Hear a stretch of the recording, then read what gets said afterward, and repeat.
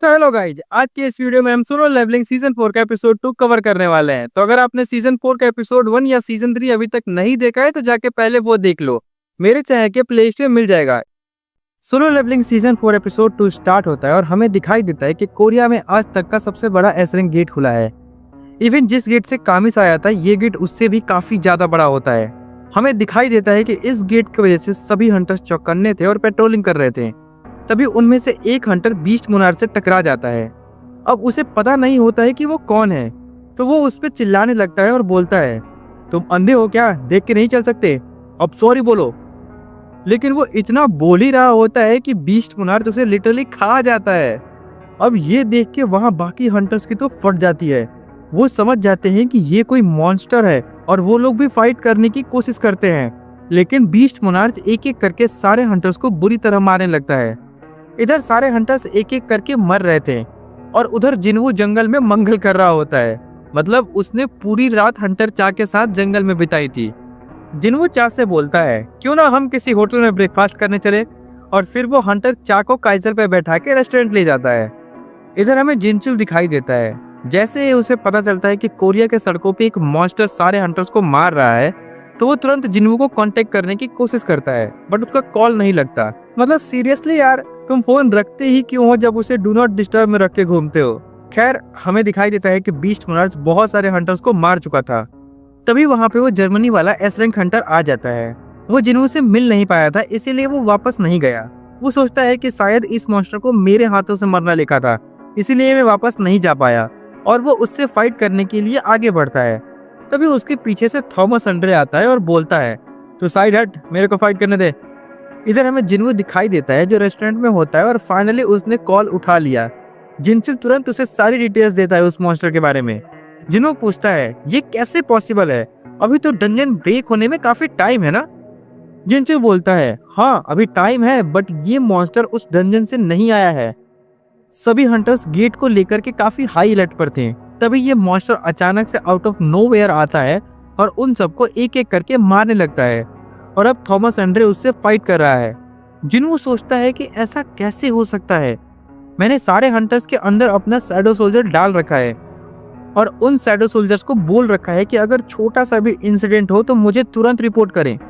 और यहाँ इतने सारे हंटर्स मारे गए और थॉमस फाइट में इंगेज्ड है, फिर भी अब तक किसी शैडो सोल्जर ने मुझे रिपोर्ट क्यों नहीं किया। जिन्वू ध्यान लगा करके उन शैडो सोल्जर को सेंस करने की कोशिश करता है, तो उसे फील होता है कि कोई चीज जानबूझकर उनके बीच का सिग्नल वीक कर रही है। जिन्वू को आइडिया लग जाता है कि ये कोई मोनार्च ही कर सकता है। वो जिनचुल से पूछता है, क्या उस मॉन्स्टर का शैडो है, मुझे जल्दी से कंफर्म करके बताओ। इधर हमें बीस्ट मोनार्च दिखाई देता है जो अपने बीस्ट फॉर्म में आ चुका था। उसको देख करके वो जर्मनी वाले हंटर भी डर जाता है। लेकिन थॉमस बोलता है, तुम लोग बस खड़े मत रहो, जाओ सिटीजन्स को रेस्क्यू करो, इस मॉन्स्टर को मुझ पे छोड़ दो। और वो फाइट करने के लिए रेडी हो जाता है। इससे पहले कि फाइट स्टार्ट हो, आप लोग कमेंट में बताओ कि आपको क्या लगता है, थॉमस एंड्रे बीस्ट मोनार्च को हरा सकता है या नहीं। देखते हैं आप में से कौन सही बताता है। बीस्ट मोनार्च तुरंत अपनी नुकीले पंजों से थॉमस पे अटैक कर देता है, बट थॉमस एंड्रे अपनी बॉडी को हार्ड करके खुद को बचा लेता है और फिर सीधा उसके फेस पे एक जोर का पंच मारता है। फिर वो उसके सर पकड़ करके सीधे जमीन पे पटक देता है। इधर हमें दिखाई देता है कि वहाँ जोंगबिन और उसके गिल्ड मेंबर भी आ चुके थे। क्योंकि सियोल एक बहुत बड़ा शहर है, तो वहाँ की पॉपुलेशन काफी ज्यादा है, इसलिए उन लोगों को सिविलियंस को रेस्क्यू करने के लिए भेजा गया था। उस मॉन्स्टर को देख करके जोंगबिन भी सोच रहा होता है कि इसका ऑरा जेजू आइलैंड वाले मॉन्स्टर से कई गुना ज्यादा है। आखिर थॉमस किस बीस्ट के साथ फाइट कर रहा है। अगले सीन में हमें दिखाई देता है कि थॉमस एक बहुत ही जोर का पंच मारता है, जिससे बीस्ट मोनार्च सीधा बिल्डिंग से नीचे गिरने लगता है। थॉमस उसका पीछा करते हुए नीचे जाता है और फिर से अटैक करने वाला होता है, लेकिन बीस्ट मोनार्च नीचे लैंड होने से पहले ही एक दूसरे बिल्डिंग से टकरा करके अपने आप को काफी तेजी से थॉमस की तरफ लॉन्च कर देता है। थॉमस कंफ्यूज हो जाता है उसे देख के, क्योंकि ना उसके हाथों में कोई वेपन था और ना ही वो पंच से अटैक करने वाला था। उसने अपने दोनों हाथ भी पीछे रखे थे और तेजी से थॉमस की ओर जा रहा था। थॉमस सोचता है ये किस तरह का अटैक है, लेकिन तभी बीस्ट मोनार्च अपने सर से ही थॉमस के पेट में जोर से मारता है, जिससे थॉमस का बैलेंस बिगड़ जाता है। और इससे पहले कि वो खुद को संभाल पाता, बीस्ट मोनार्च उसके मुंह पर एक ऐसा पंच मारता है कि थॉमस दूर जा गिरता है। इधर टाइगर गिल्ड वाले भी आ गए थे और एक और एस रैंक हंटर योनहू भी आ चुका था। हालांकि वो लोग भी इवैक्यूएशन के लिए ही आए थे, लेकिन जैसे ही योनहू की नज़र बीस्ट मोनार्च पे पड़ती है उसकी लिटरली फट जाती है। वो सोचता है तो ये है वो मैजिक बीस्ट जिसका हमें रिपोर्ट मिला था। इसका मतलब उसके साथ जो फाइट कर रहा है वो और कोई नहीं थॉमस एंड्रे है। हमें दिखता है कि थॉमस ने अपना फॉर्म चेंज कर लिया था और अपने पूरे शरीर को आर्मर से कवर कर लिया था, जैसे उसने जिन्हो के साथ फाइट में किया था। तभी वो मॉन्स्टर युनहू के पास से गुजरने लगता है। युनहू को लगता है कि वो उससे फाइट करने आ रहा है, तो वो ट्रांसफॉर्म होने लगता है। लेकिन जैसे ही बीस्ट मोनार्च उसके पास आता है उसकी लिटरली फट जाती है। वो हिल भी नहीं पा रहा होता है, ना ही उसे सर उठा करके देखने की हिम्मत हो रही थी। उसे अच्छे से पता था कि अगर वो सर उठाता तो वो आखिरी बार उसके शरीर पे सर होता, इसीलिए वो वापस से नॉर्मल फॉर्म में आ जाता है और बीस्ट मोनार्च भी आगे निकल जाता है थॉमस के फाइट करने। इसके बाद बीस्ट मोनार्च अपना ग्रेविटेशन मैजिक यूज करके आसपास की चीजें उठा के थॉमस की तरफ फेंकने लगता है, बट थॉमस आसानी से उनको डॉज कर लेता है। और इस बार थॉमस भी अपना ब्लैक होल वाला मैजिक यूज करता है और बीस्ट मोनार्च को अपनी तरफ खींचने लगता है।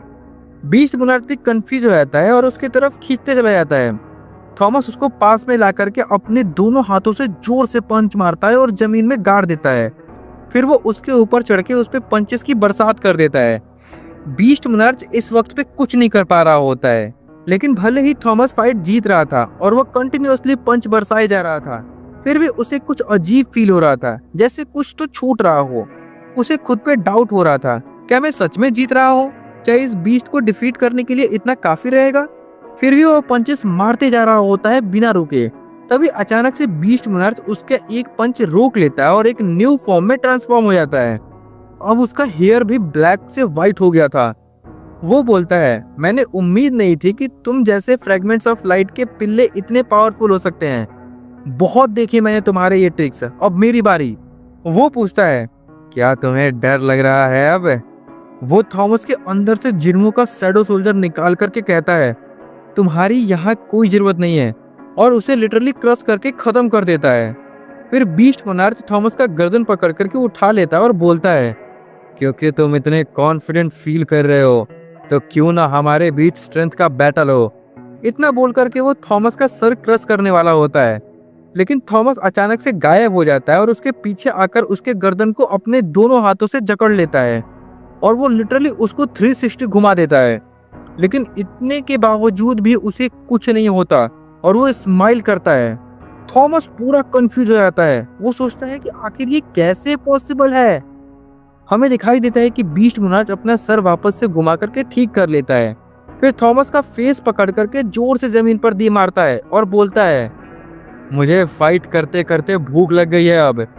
और वो लिटरली थॉमस एंड्रे को खाने वाला होता है। तभी पीछे से उसे एक अटैक आकर के लगता है। हमें दिखाई देता है कि वो अटैक उस जर्मनी वाले एस रैंक हंटर का होता है। वो बोलता है, मेरे रहते तुम किसी को नहीं खा सकते हो। लेकिन वो ये बोल तो देता है, लेकिन बीस्ट मोनार्च को देख के उसके भी पैर कांप रहे होते हैं। इधर थॉमस की हालत इतनी खराब होती है कि वो लिटरली जमीन पर रेंग रहा था। वो बोलता है, यहाँ से भागो वरना मर जाओगे। वो हंटर बोलता है, मुझे अच्छे से पता है कि मैं इसको कभी नहीं हरा पाऊंगा, लेकिन फिर भी मैं एक हंटर हूँ। वो मन में सोचता है, मेरे लाइफ में कोई रिग्रेट नहीं है। अगर ये फाइनल फाइट है तो वही सही है। मैं फाइट करके जान दूंगा, कायरो की तरफ भागने से तो बढ़िया है। लेकिन जैसे ही बीस्ट मोनार्च धीरे धीरे उसके करीब आने लगता है उसकी हालत खराब हो जाती है। वो खुद को बस बार बार यही समझा रहा होता है, मैंने सही फैसला लिया है, मैंने सही फैसला लिया है, मैंने सही फैसला लिया है। अंटिल बीस्ट मोनार्च एकदम से उसके पास आ जाता है, तब उसे रियलाइज होता है, नहीं, मैंने गलत फैसला लिया। बीस्ट मोनार्च उसको खाने ही वाला होता है। तभी वहां जिन्हो का ड्रैगन काइजर आ जाता है और बीस्ट मोनार्च को अपने मुंह में दबोच करके उड़ा ले जाता है।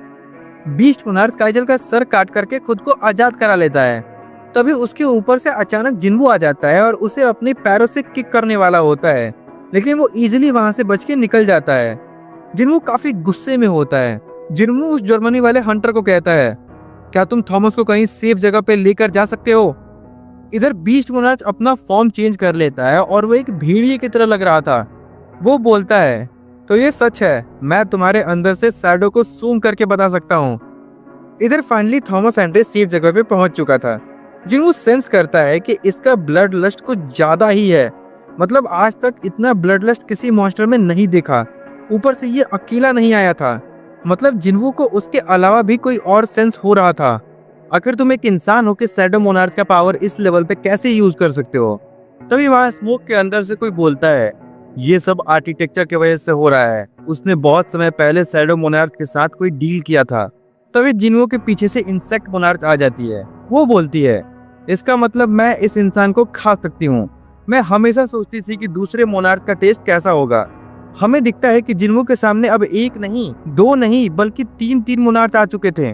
फ्रोस्ट मोनार्च, बीस्ट मोनार्च और इंसेक्ट मोनार्च। वो तीनों एक साथ अपना ऑरा रिलीज करते हैं और उनका मैजिक एनर्जी इतना स्ट्रॉन्ग था कि उसने आसमान को भी चीर दिया था। जिन्वू भी अपनी शैडो आर्मी बुला लेता है, जिसमें इग्रिस और आयरन तुरंत फ्रॉस्ट मोनार्च पे अटैक कर देते हैं और टैंक और काइजल बीस्ट मोनार्च पे अटैक कर देते हैं। बीस्ट मोनार्च बोलता है, तो क्या ये सब तुम्हारी न्यू शैडो आर्मी है? इधर फ्रॉस्ट मोनार्च एक बड़ा सा आइस वॉल बनाता है और सारे शैडो सोल्जर्स को ट्रैप कर देता है। सारे मतलब इग्रिस, आयरन और इवन बेरू और ग्रीड को भी। फ्रॉस्ट मोनार्च बोलता है, तुम्हारे सारे शैडो सोल्जर काफी वीक है, इस आइस प्रिजन में वो हिल भी नहीं पाएंगे। तुम्हें सच में लगा कि तुम्हारे ये सोल्जर्स हमें रोक सकते हैं? हमें दिखता है कि जिन्वो का एक हाथ भी जम गया होता है, लेकिन वो आसानी से आइस तोड़ देता है।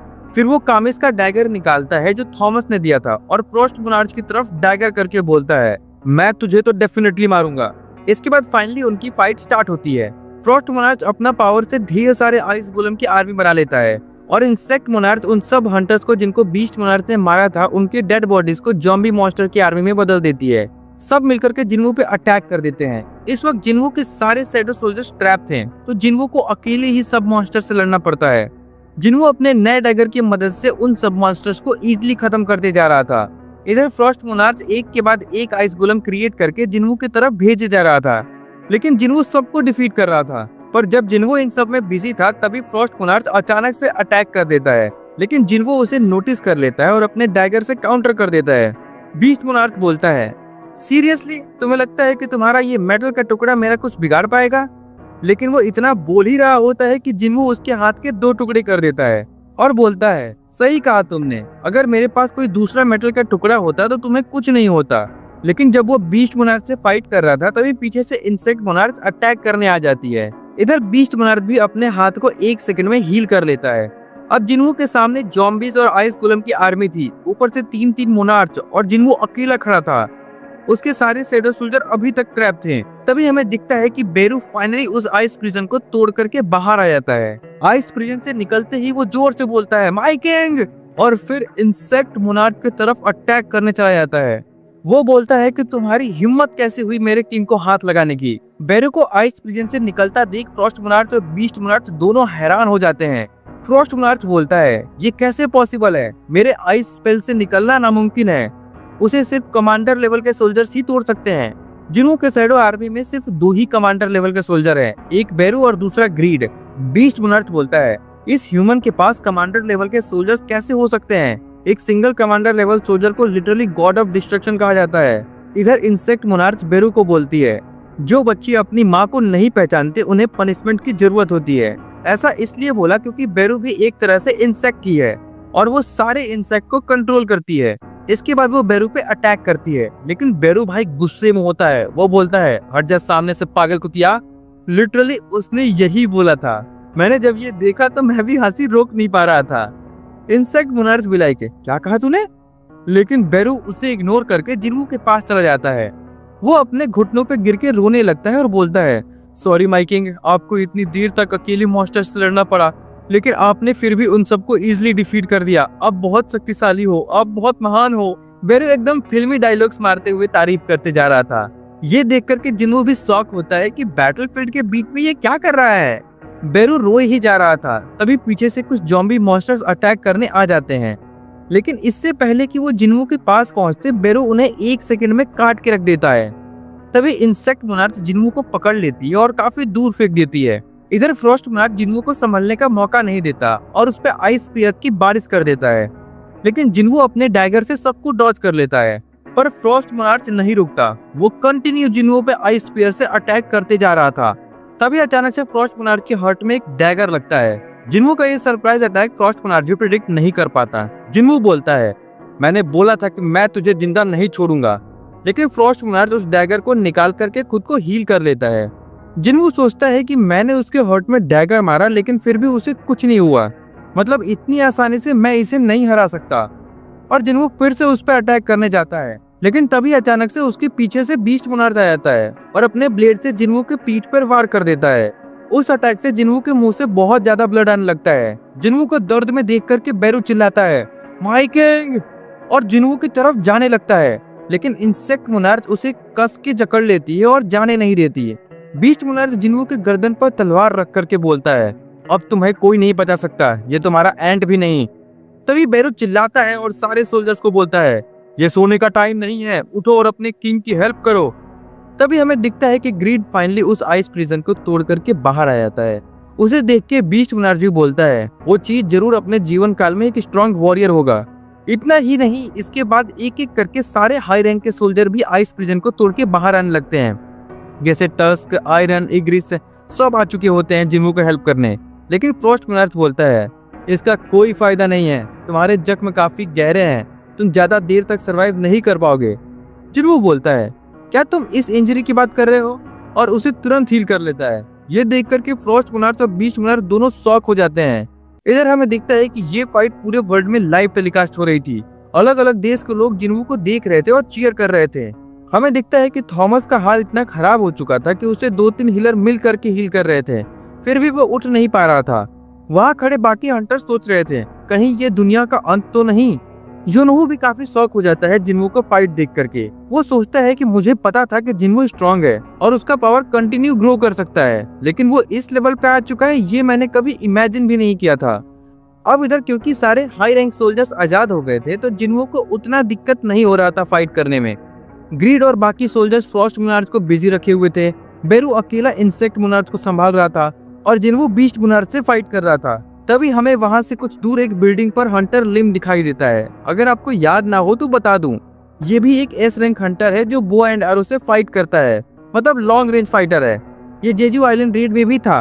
वो सोच रहा था कि मैं कब से ये फाइट देख रहा हूँ, मुझे भी कुछ करना चाहिए, और वो लॉन्ग रेंज से उन मॉन्स्टर को स्नाइप करने का सोचता है। लेकिन तभी उसके पीछे से कोई मिस्टीरियस पर्सन आता है और बोलता है शांति से बैठ करके फाइट देखो, और गायब हो जाता है। लिम जैसे ही पीछे मुड़ करके देखता है वहाँ कोई नहीं होता। आप लोग कमेंट में गेस करो कि वो कौन हो सकता है।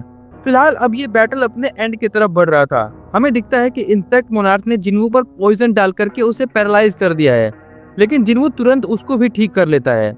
ये देख करके इंसेक्ट मोनार्च गुस्सा हो जाती है और उस पर डायरेक्टली अटैक करने चली जाती है। लेकिन इस बार जिनवू रेडी था और अपने म्यूटेंट स्किल का यूज करके उसके हजारों टुकड़े कर देता है, जिसके बाद उसकी बॉडी धीरे धीरे गायब होने लगती है। मतलब जिनवू ने फाइनली एक मोनार्च को मार दिया था। उसके सिस्टम में भी नोटिफिकेशन आता है कि इंसेक्ट मोनार्च मर गई और उसका लेवल भी बढ़ करके 146 हो जाता है, मतलब वो और भी स्ट्रांग हो जाता है। इसी के साथ ये एपिसोड यहीं पे खत्म होता है। सॉरी, इस वीडियो में पूरा फाइट कवर नहीं कर पाया क्योंकि बहुत लंबा चले जाने वाला था ये फाइट, तो वीडियो काफी बड़ा हो जाता। ऊपर से जल्दीबाजी में एक्सप्लेन करता तो आपको उतना मजा भी नहीं आता, इसीलिए रिक्वेस्ट है थोड़ा वेट कर लो। वैसे आपको ये एपिसोड कैसा लगा कमेंट में जरूर बताना, और अगर आपको नेक्स्ट एपिसोड जल्दी चाहिए तो इस वीडियो पे 2K लाइक और 500 कमेंट कंप्लीट करवा दो। और अगर वीडियो देखने में थोड़ा भी मजा आया तो सब्सक्राइब जरूर कर लेना।